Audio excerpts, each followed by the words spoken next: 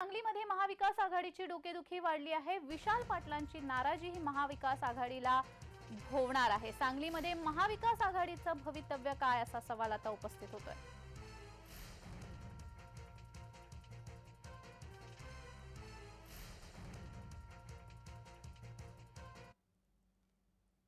तर या संदर्भात अधिक माहिती देण्यासाठी आमचे प्रतिनिधी दीपक चव्हाण आपल्याशी जोडले गेलेले आहेत। दीपक, विशाल पाटील हे नाराज असल्याचं दिसून येतंय आणि त्यांची नाराजी ही महाविकास आघाडीला भोवण्याची शक्यता आहे। या संदर्भात अधिक माहिती। नक्कीच आज विशाल पाटील यांचा भव्य असा मेळावा सांगलीमध्ये संपन्न होतोय आणि कालच त्यांनी अपक्ष उमेदवारी अर्ज सुद्धा दाखल केलेला आहे। एक काँग्रेस पक्षाकडून केलेला आहे आणि एक अपक्ष असे दोन उमेदवारी अर्ज काल त्यांनी दाखल केलेले आहेत आणि आज जोरदार शक्ती प्रदर्शन विशाल पाटील यांचं सांगलीमध्ये आहे।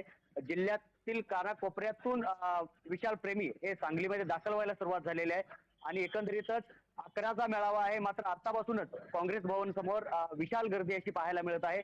एकंदरीत ही परिस्थिती पाहिली तर महाविकास आघाडीनं आपला उमेदवार जाहीर करायला गडबड केली का असा एक प्रश्नचिन्ह निर्माण होतोय।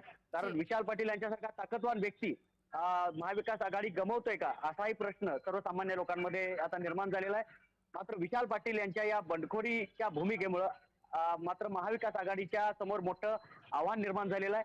विशाल पाटील यांची भूमिका आता निर्णायक ठरणार आहे। कारण महाविकास आघाडीचे उमेदवार चंद्रहार पाटील हे जरी प्रचारामध्ये गुंतले असले तरी सध्या विशाल पाटील यांच्याकडे मतदारांचा जोर पाहायला मिळतोय, महाविकास आघाडीचाही जोर पाहायला मिळतोय। काँग्रेस नेत्यांचा आणि कार्यकर्त्यांचाही सूर विशाल पाटील असाच आहे।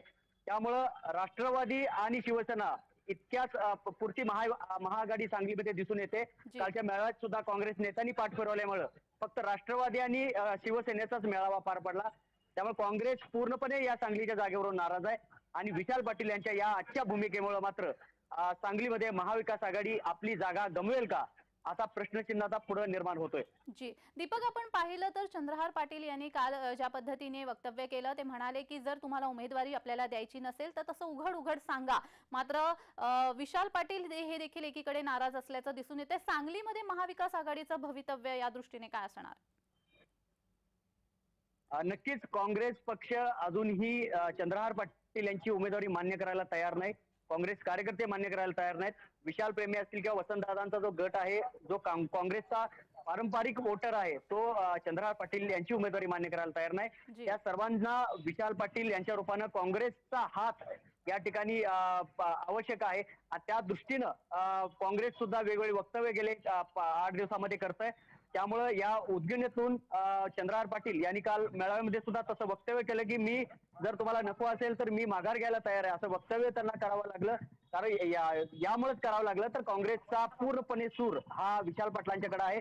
सर्वसामान्य मतदारांचा सूर हा विशाल पाटलांच्याकडे आहे। त्यामुळे विशाल पाटील हे महाविकास आघाडीच्या विजयाला आणि पराभवाला सुद्धा कारणीभूत ठरू शकतात। जी धन्यवाद दीपक, तुम्ही दिलेल्या या सविस्तर माहितीसाठी।